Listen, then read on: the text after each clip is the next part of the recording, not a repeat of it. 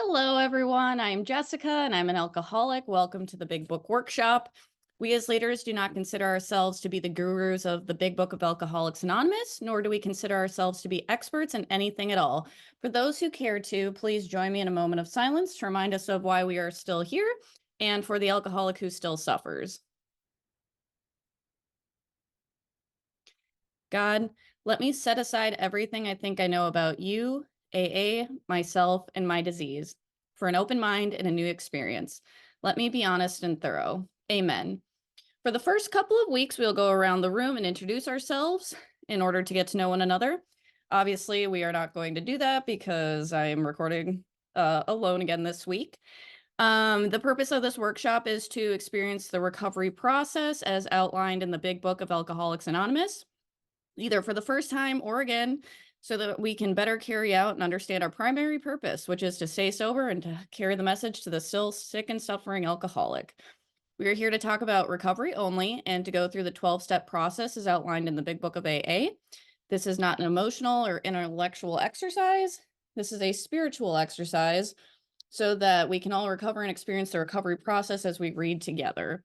It is recommended that anything you hear here that cannot be reconciled in the Big Book, the 12 and 12, or the AA approved literature simply be ignored. All right. So we are on week 9 already. I apologize that on Tuesday I did not record this live. I had school finals this week, so I did put this off a little bit, but I did want to get it done because I know that this is a 19-week process and I want to keep us moving along here. I did not make the time to scan the PDF of our study book in so I can share the screen with you, but that's okay. I did go ahead and kind of watch the video that I posted last week, and it is hard to read it anyway on the screen. So unless there's multiple people reading, it's kind of unnecessary, I think. So we are still on chapter 5 of How It Works, which is step 4. And step 4 is made a searching and fearless moral inventory of ourselves. So we are going to start with reading in the Big Book on page 64. Wow, it literally just opened up to that page. Maybe we were there last week. I'm not sure. But okay, so it wants us to read paragraph 3. Resentment is the #1 offender. It destroys more alcoholics than anything else. From it stems all form of spiritual disease, for we have not only mentally and physically ill, we have been spiritually sick. When the spiritual malady is overcome, we straighten out mentally and physically. So I actually kind of realized this recently. You know how they say it's a twofold disease, how it's the mental obsession and the physical allergy. Essentially it could be threefold because we are spiritually unwell. When I did my steps, my sponsor had me make a few notes in my study edition here of what we just read for working the steps, which actually is irrelevant for what we are going to go into right now, so I will not read that. And then it also says to read page 66, paragraph 2. Sorry if I sound a little stuffed up and out of breath. Got allergies going on or something. Okay, so paragraph 2. If we were to live, we had to be free of anger. The grouch and brainstorm were not for us. They are the dubious luxury of normal men. For alcoholics, these things are poison.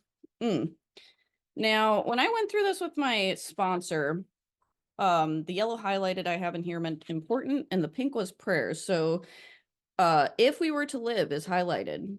And so that is very important. And these things are poison. So and I had a little number 4 next to it. And these are the price of resentments. There are 6 of them. And the price of resentment are death threat, is what my sponsor told me. So in this paragraph of How It Works, the threats are number 1. I'll just read this paragraph. To the precise extent that we permit these, do we squander the hours that might have been worthwhile. But with the alcoholic whose hope is the maintenance and growth of a spiritual experience, this is the business of resentment is indefinitely grave. We found it is fatal, For when harboring such feelings, we shut ourselves from the sunlight of the spirit. The insanity of alcohol returns and we drink again. And with us, to drink is to die. If we were to live, we had to be free of anger, and the grouch and brainstorms were not for us. They are the dubious luxury of normal men. For alcoholics, these things are poison. So those are the death threats. And I guess we'll get back into the study here. So it is kind of a short week, this week 9. Week 10 is fairly long. So it'll start here with after we had listed the people, institutions, and principles in the first column, the second column, we look at the cause. What did they do? We put our answer beside each resentment. Again, we go top to bottom. What was the cause of that resentment? And we all remember that. If we didn't know this, we wouldn't remember the name. We all have that information. There may be one cause by the name or several causes by another. For instance, in Bill's example, he is resentful at Mr. Brown. In the cause of his attention to my wife, I told my wife of my mistress, and Brown may get that job at the office. I get a little upset with Brown too. He's mad at Mrs. Jones. She's a nut and she snubbed me. She committed her husband for drinking, and he's my friend. She's a gossip. He's mad at his employer. He's unreasonable, unjust, overbearing. He's probably just said, Bill, where the hell are you Monday anyhow? He also threatens to fire me for drinking and padding my expense account. Now that's unreasonable. He's mad at his wife. She misunderstands and nags. She likes Mr. Brown and she wants a house put in her name. Now you tied together liking Brown and wanting the house in her name, and it's about time to get a little upset here. Very carefully, beside each name from top to bottom, we list the cause. I've never seen an alcoholic who does not know whom he is mad at, but he knows exactly why and what he's mad at. All we have got to do is take it out of our head and put it on a piece of paper. When we finish column 2, we are going to realize something. It's not really those people at whom we are upset with, it's what they did to us that got us upset.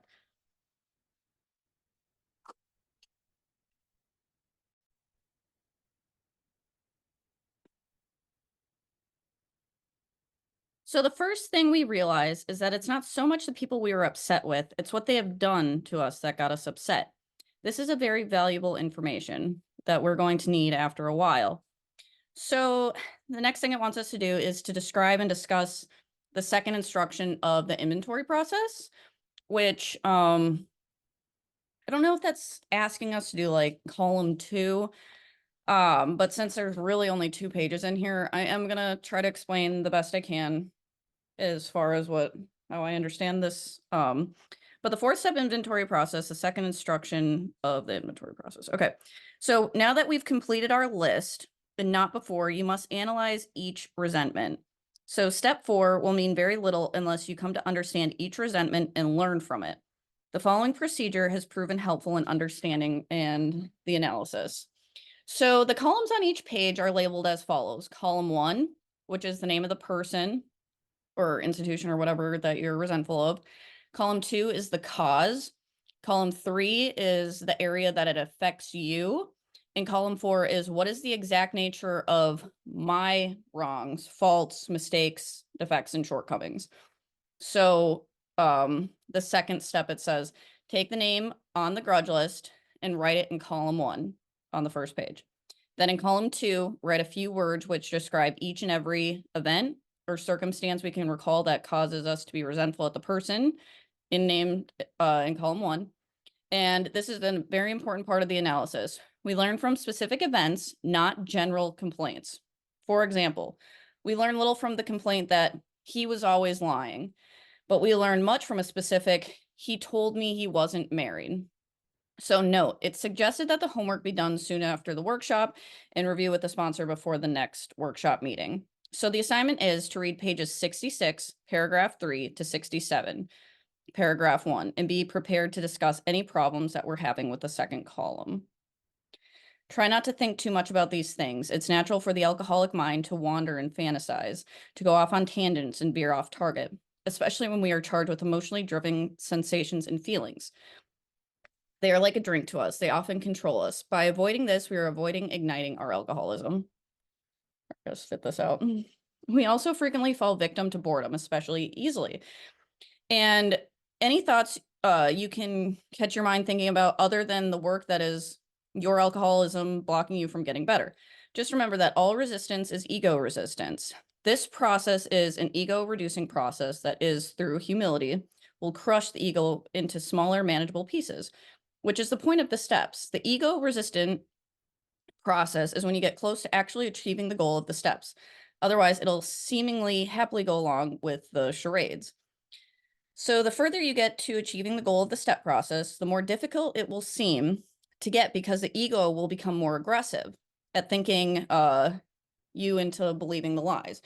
And here's precisely why your relationship with God must, this is underlined, be authentic as possible.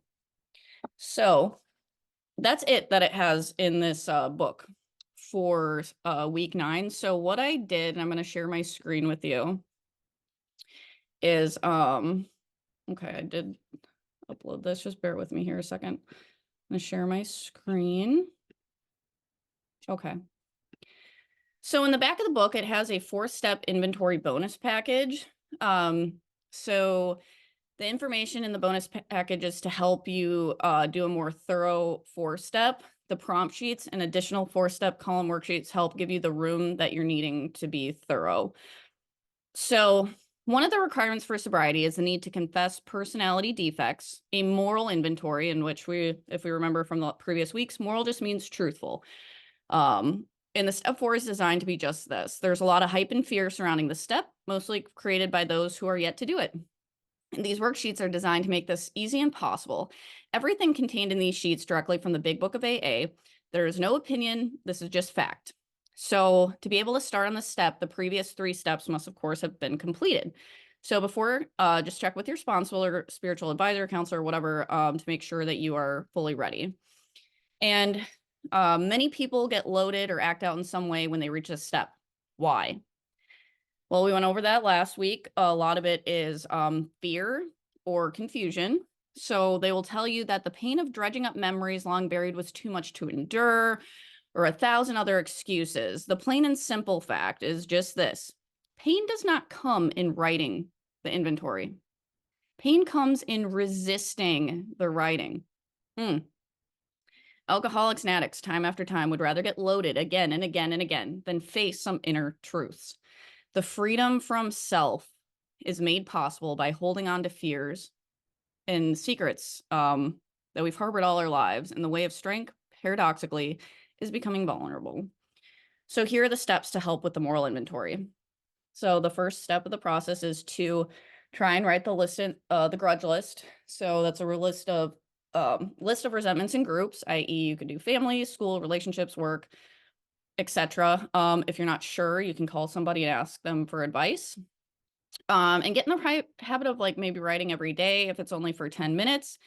In the resentment inventory, don't write across, do it in columns, write all the names first and the second and so forth. And what I'm going to actually do in this study is I uploaded some pictures. I'm going to go through this just to get I'm more of a visual person.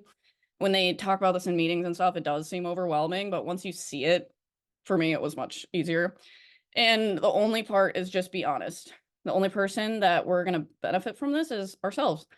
So we have to be honest with ourselves first. Don't lie to yourself. And like I said, I believe last week, the fear and confusion are the things that stop people from doing a 4-step. And you see a lot of people relapse before they get there.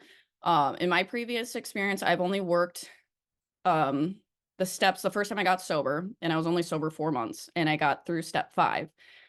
And I don't believe I did a thorough 4th step because I don't know if I was fully honest with myself, but by the end of it, I was drinking. So, I mean, that's just because of waiting and, not thoroughly going through the steps. I was lying to myself is what I was doing. So it doesn't help if you lie to yourself. I can talk from experience because I drink. So, and the thing is, like we discussed before, the 4-step isn't your whole life story. Like they were just saying, the pain doesn't come from writing it down, and the excuses are the pain was too much to bear. just because we write it down doesn't mean it's like we're just finding this out about ourselves. The thing is, we know our life story. We know what happened. We were there. And if we didn't, we were probably blackout drunk and know the consequences of what happened afterwards. So it's not like we have no idea of all this stuff we're going to write down and it's too much. We already know, and it isn't our life story. So get that out of the way. Now, the responsibility, if you are sober and have worked the steps as a sponsor or whatever, our job is to not scare the newcomer into this, because this isn't scary and this is life-saving, and it's a life raft. And if you know that this is going to free us from the bondage of self, why wouldn't we take it? Every day that we don't look at ourselves is another day filled with like the fear, guilt, remorse, all this crap that eventually, if we do not deal with it, we will drink again. And it says that exactly in the big book. So the first step is our grudge list, which is a resentment inventory. So here's a prompt sheet. My sponsor had me do something similar. You divide it up like they were saying. So it's a list of people. Typically, it starts with the people that are closer to you. Like you can see here, the father, mother, brother, sisters, blah, blah, blah. And then you can do institutions like I had institutions as far as previous jobs. I was very resentful for, this job for letting me go, this job for letting me go, this job for firing me, blah, blah, blah, blah, blah, blah, blah. Those are institutions. Principles would be, for example, if you're resentful for pro-lifers or resentful at, I don't know, any of these on here. So those are just examples, just to get your memory jogged. It doesn't have to be this long. It doesn't have to be this short. And to be mindful, this is things that we are still resentful for. So, like we read before, resentment means to re-feel. So sentiment is to feel, resentment is to re-feel. And that means it's something that we, re-feeling, we think about it. So this person did this, and I still think about it today. If somebody did something a long time ago and we don't keep rethinking about it and refeeling it, odds are it's not affecting us. It's probably unnecessary. If it's a question, ask your sponsor. And it's going to be the same thing. So these go in steps. We do resentments, and then the next step will be the fears. And it's all basically the same process. You write the fears, they have columns, so on and so forth. We had the sex inventory of columns. So this is just to prompt your memory. So a list of fears. I think I had something like 30 fears or something. I actually have my book here. And I think we're going to delve into that like a little later. But just for example, like I had some like kind of they just didn't even see like real fears after I looked back at them. They're just I had a fear of not getting into a certain school, which would affect my future, a fear of not getting a degree, a fear of not getting into med school, fear of becoming homeless. And then I had like these irrational fears, like losing a limb, losing an eyesight. You can write, everything that you're fearful of. One of my biggest fears is, the people I love dying or having bad health, and that's where some of that moral compass comes back in, where I started noticing I do fear for other people's well-being. So that's a good sign as well. And so it says, and then, there's a harms list also, very similar process.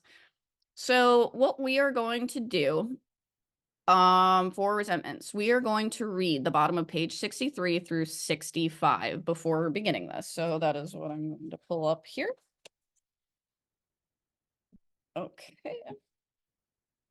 Good on time. So bottom of 63. So on page 63, paragraph 3, the end of that is the end of step 3. So page 63, paragraph 4 is where we start step 4. So next, we launched out on a course of vigorous action. The first step, which is the personal housekeeping. We're going to read through 65. Okay. So, which many of us have never attempted. Through our decision, which was a vital and crucial step, it could have little or permanent effect unless at once followed by a strenuous effort to face and be rid of the things in ourselves which have been blocking us. That is step 4. So Our decision at step 3, which is vital, to make that decision to turn our will and our lives over the care of God as we understand him. It could have little or permanent effect unless at once, followed by step 4, which is the strenuous effort to face and be rid of the things in ourself which had been blocking us. So when people say, I finished my 3rd step and I'm just waiting to do my 4th step, or in general, at any point in the steps that my sponsor wants me to wait for my steps, or I want to, it's all, whatever, you know what I mean. It's an excuse. It's nothing in the book, Big Book says to wait. It, in fact, says followed at once. So our liquor was but a symptom, and we had to get down to the causes and conditions, which are our character defects.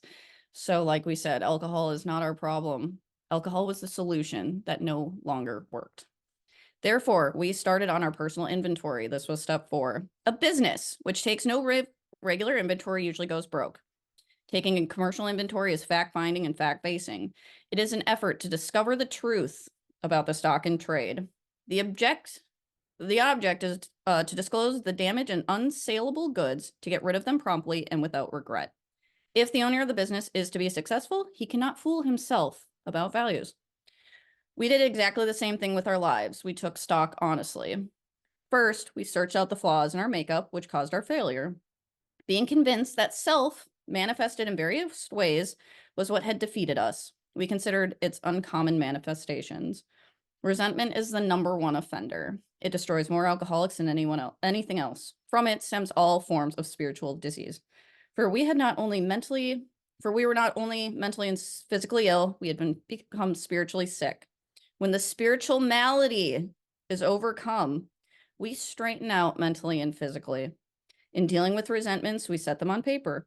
We listed people, institutions, principles with whom we were angry. We asked ourselves why we were angry. Most cases, we found out it was our self-esteem, our pocketbooks, ambitions, personal relationships, including sex, were hurt or threatened. So we were sore. We were burned up. On our grudge list, we set opposite each name our injuries. Was it our self-esteem, our security, ambitions, personal, sex relations which had interfered with us? We were usually as definite as this example. So column 1, I am resentful at, in the book it says Mr. Brown. The cause says, his attention to my wife. I told my wife of my mistress. Brown may get my job at the office. And this affects my sexual relations, my self-esteem, which is fear, sexual relations, self-esteem, fear again. It was just next to all these examples. And on page 65, it has quite a few more examples if you want to refer back to those. But we went back through our lives. Nothing counted but thoroughness and honesty. And when we were finished, we considered it carefully. The first thing apparent was that the world and its people are often quite wrong. To conclude that others were wrong was as far as most of us got. The usual outcome was that some people continued to wrong us and we stayed sore. Sometimes it was remorse and we were sore at ourselves. But the more we fought, the more we tried our way, the worse matters got. As in war, the victor only seemed to win. Our moments of triumph were short-lived.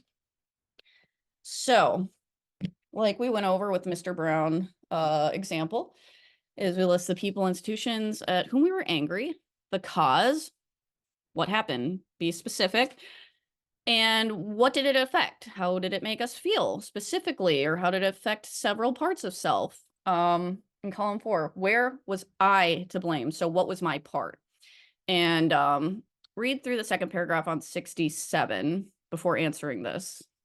So let's grab that back out here. Paragraph 2, page 67. Referring to our list again, putting out of our minds the wrongs others had done, we resolutely looked for our own mistakes.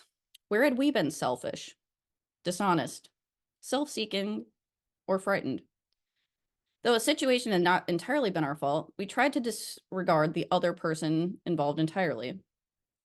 Where were we to blame? The inventory was ours, not the other man's.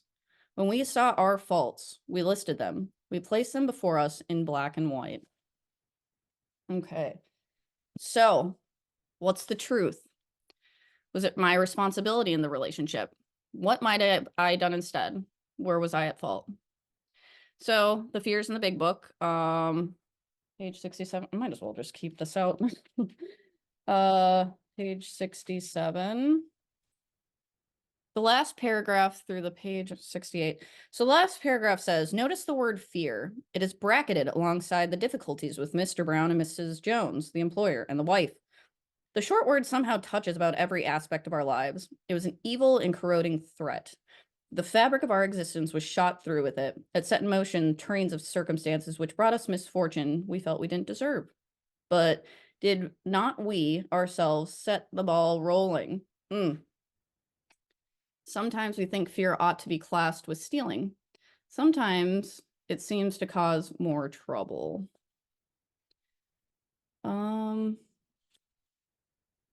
So now list our fears, then write why we have each fear. How has self-reliance failed you? Sexual and conduct harm done to others. Read carefully. Big book, page 68 through 70. So I'm going to read that. We reviewed our fears thoroughly. We put them on paper, even though we had no resentment in connection with them. We asked ourselves why we had them. Wasn't it because self-reliance failed us? Self-reliance was good as far as it went, but it didn't go far enough. Some of us had great self-confidence, but it didn't fully resolve the fear problem, or any other. When it made us cocky, it was worse. Perhaps there was a better way. We think so. For we are now on a different basis, the basis of trusting and relying upon God. We trust infinite God rather than our finite selves. We are in the world to play the role He assigns. Now, this is the fear promise. This is a promise in the big book. Just to the extent as we think He would have us and humbly rely on Him, does He enable us to match calamity with serenity. We never apologize to anyone for depending upon our Creator. We can laugh at those who think spirituality is a way of weakness. Paradoxically, it's a way of strength. The verdict of ages in our faith means courage. All men of faith have courage. They trust in their God. We never apologize for God. Instead, we let Him demonstrate through us of what He can do. And this is the fear prayer. We ask Him to remove our fear and direct our attention to what He would have of us be. At once, we commence to outgrow our fear. Now about sex. Many of us needed an overhauling there, but above all, we try to be sensible on this question. It's easy to get way off track. Here we find human opinions running to extremes, absurd perhaps. One set of voices cry that sex is a lust of our lower nature, a basis of a necessity of procreation. I did put a note here in the fear promise, calamity, where it says God or He will match us to calamity and serenity. Calamity is an event causing great and often sudden distress or disaster.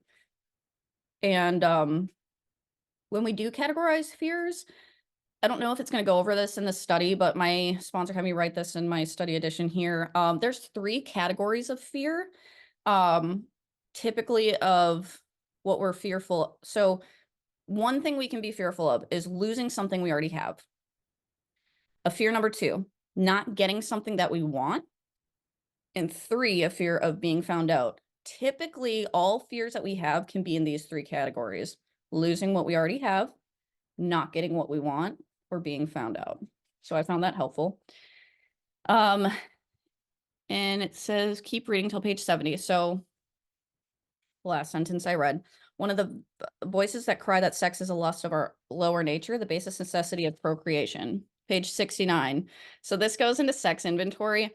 And I thought this was so funny when I was doing my 4th step, because I put a little heart on it. I don't know if you could see it, but page 69 is the sex inventory. So if that's not the most alcoholic thing to have been done in the big book, I don't know what it is, but for anyone that didn't catch it, you might get a laugh out of that.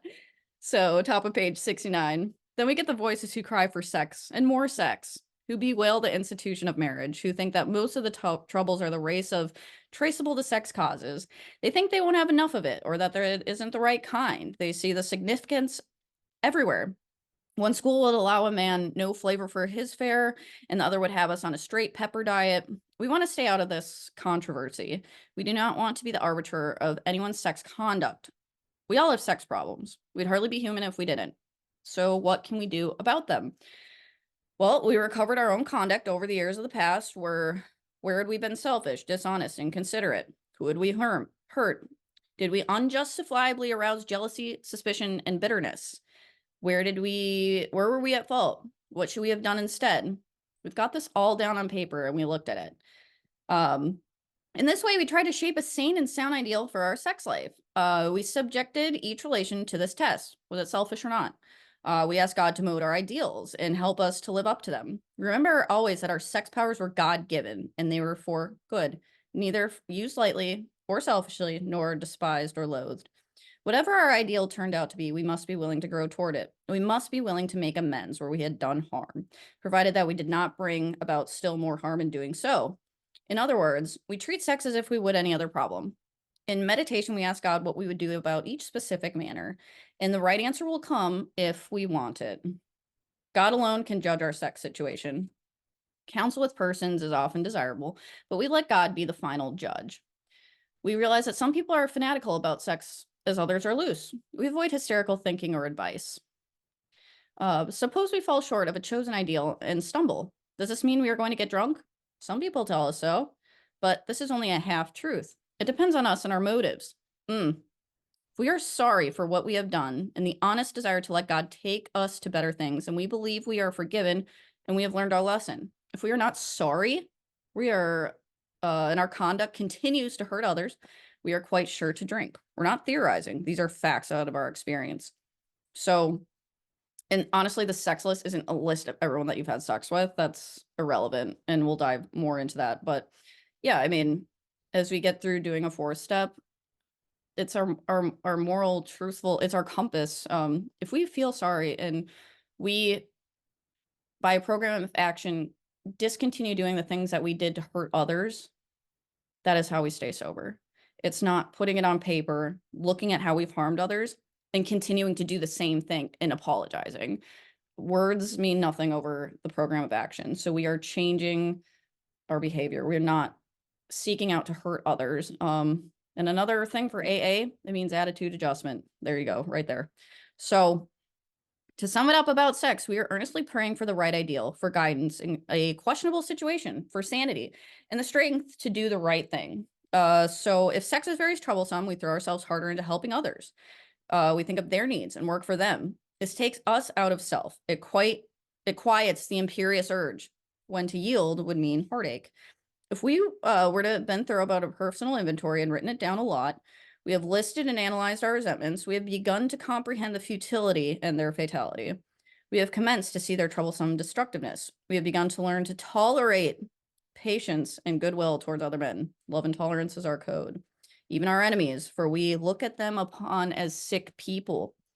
We have listed the people we have hurt by our conducts, which is the harms inventory. And we are willing to straighten out the past if we can. So that's what it wanted me to read through. So again, make a list for ourselves of what happened in each instance and how did it make us feel. The 7 parts of self defined are self-esteem, which is how we think of ourselves. Pride is how we think others view us. The pocketbook, money, our desire for money, property, possessions, etc. Personal relationships is, it's not all sexual, just any relationship you have with other people. Ambition, which is our goals, plans, our future. Emotional security is our general sense of well-being, and our sex relations, which is the drive for sexual intimacy. So this is what the columns look like here. So they are all the same. We have the review of fears. We have column 1, we list the fear. Column 2, why do we have this? Then you can check each box of how it affects you, what areas, what those areas, self-esteem, pride, whatever. And then what is the exact nature of our wrongs? Were we dishonest? Were we inconsistent? Were we scared? It's not limited to any of these in the boxes. You can add your own of how it affected you. These are just to kind of get the ball rolling. And typically they do fall in most of these areas. And then we list what our part was. How did we get the ball rolling? What could we have done different? And that's where that will change there.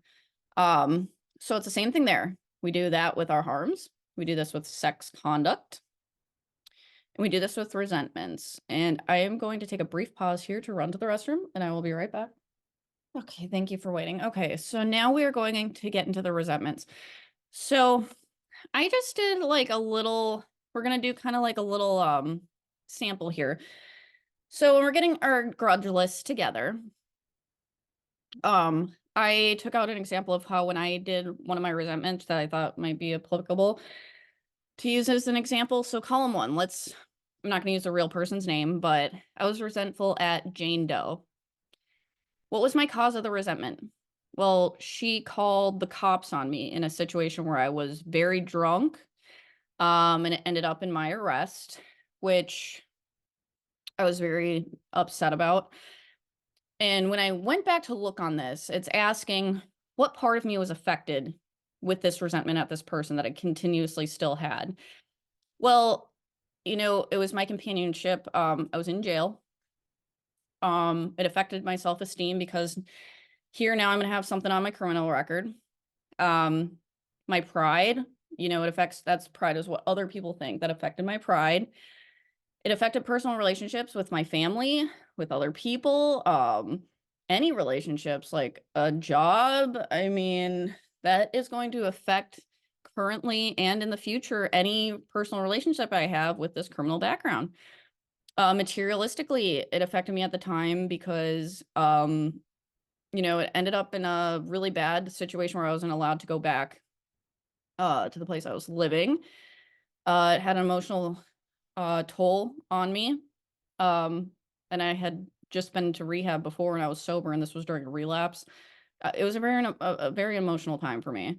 Um, didn't really affect any sex situations I had there, but ambitions, my social I was going to be on pretrial, probation. I mean, it's just a mess socially. My security, that goes into financial. Um, anything I had for the future, I was trying to get in the army at the time. I couldn't get in because of this arrest. They wanted me to wait a year. So that really, affected my ambitions and, that's always going to be on my criminal record. So it's going to affect certain ambitions. I want to become a nurse at this point. Us alcoholics want to do everything. So I'm going to have this disclosed on everything in my life moving forward. So yeah, pour me another drink, right? Column four, what was my part in this? Well, the first time, so when I looked at this, the first time, because I've done 2 4 steps, and this was on both of them. The first time I didn't see anything wrong here. This was all Jane Doe. And I'm going to show you, I'm going to scroll down to an example of how I did my first 4th step. This was it here. Actually, where is it? No, this was on the next one, I believe. Hold on a second. Here it is. Okay. So the first time I did a 4th step, I didn't do the columns or anything. This is kind of how I was taught to do it. So the person called the cops. It led to my arrest. I had diversion, rehab, blah, blah, blah, affected everything. PR means personal relationships. And it's like, what could have been differently? What happened? I put, well, this person shouldn't have called them.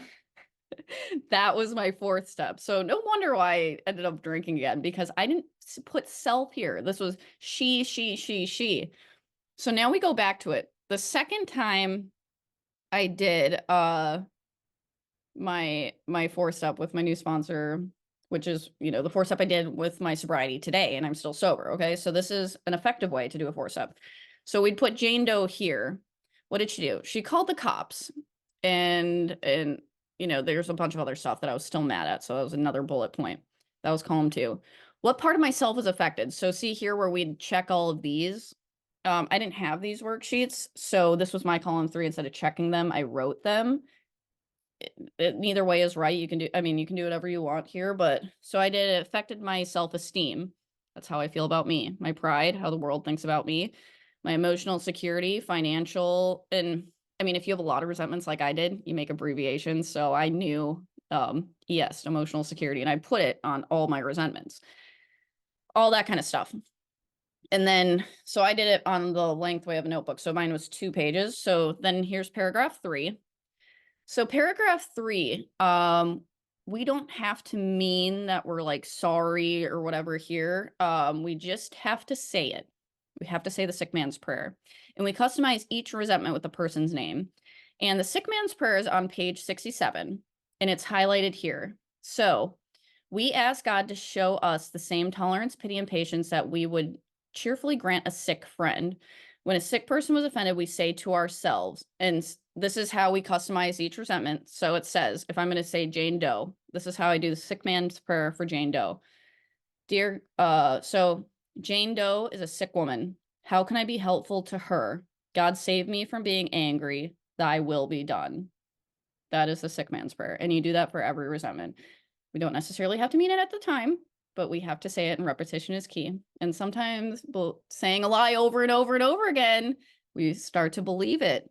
So for me, as a raging alcoholic who didn't mean sorry for a lot of this stuff because I didn't think it was my fault at the time, repetition came to show me that you know, we think about other people, and I am the problem in many of these situations. And I do believe that I need to be helpful to certain people and that God's will be done and not mine.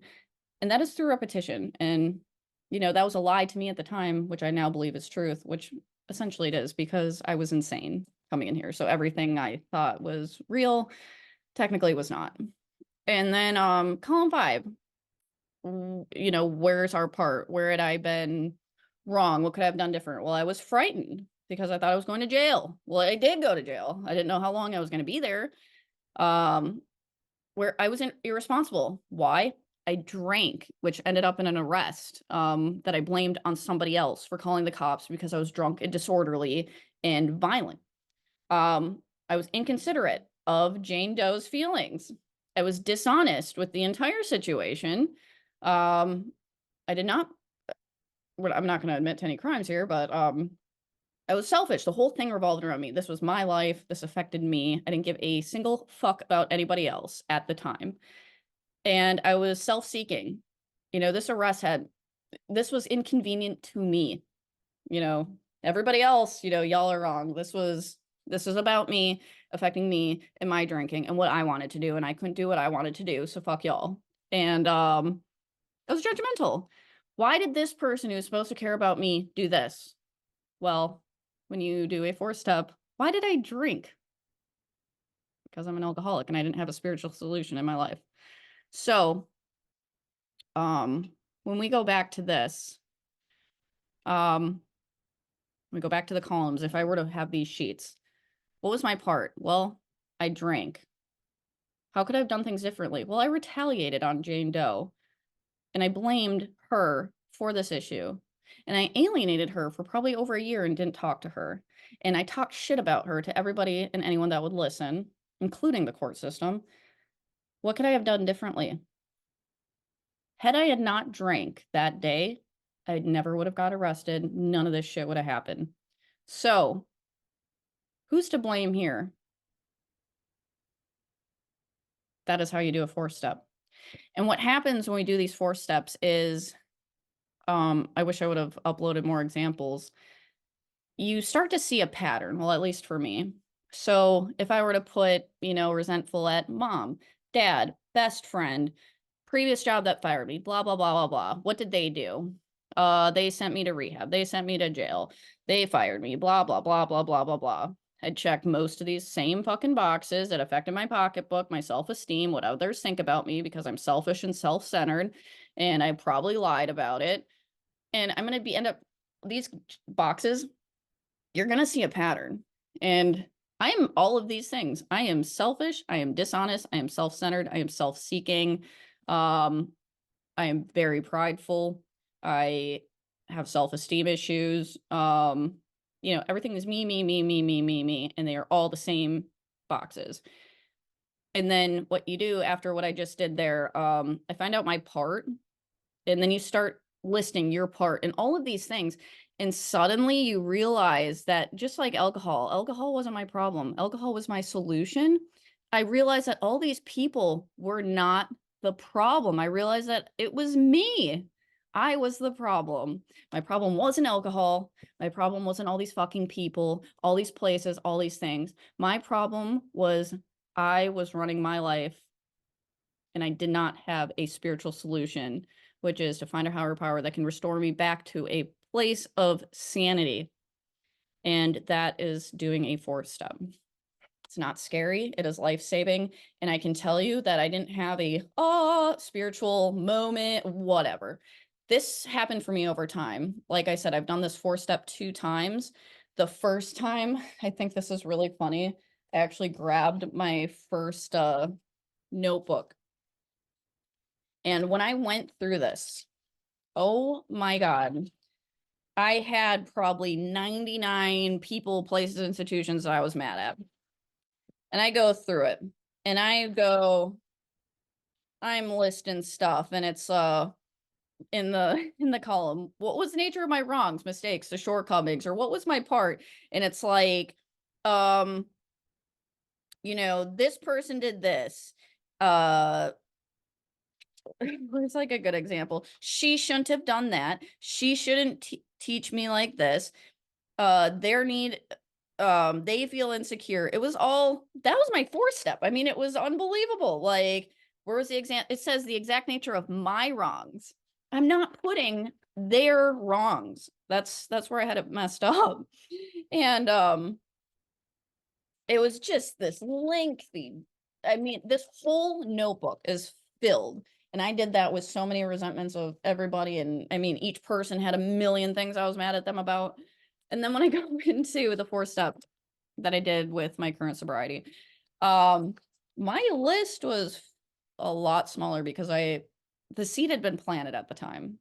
And unfortunately, relapse was part of my story because I just couldn't commit to this. Honestly, I just could not do it because I didn't have a higher power.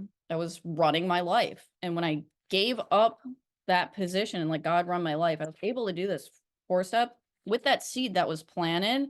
And I already understood that I was understanding very quickly that I was the problem and my list was smaller and the resentments were smaller. And I understood my part more, where I'd put the same people on a previous resentment in that first 4 step, did it again, same people there, but I understood my part. So everybody has their own experience. All I can do is share my experience, strength, and hope with the next alcoholic and hope that something registers. But if you've done the steps before and have been unsuccessful, odds are you were not honest with yourself like I was. Odds are that you were still running the show. I can almost guarantee it because I was, and I drank. And I was lucky enough to make it back here. So that is all for this week. That is all it says here in the workshop. Next week, we will continue on step 4. And it's just going to keep going into detail of the process. The week after, we will be doing the fears more in depth. Week after that, we will be doing the sex harms more in depth. And then the week after we start chapter 6, which is into action. So we're getting there on step 4, y'all. My name is Jessica and I'm an alcoholic, and thank you for letting me share.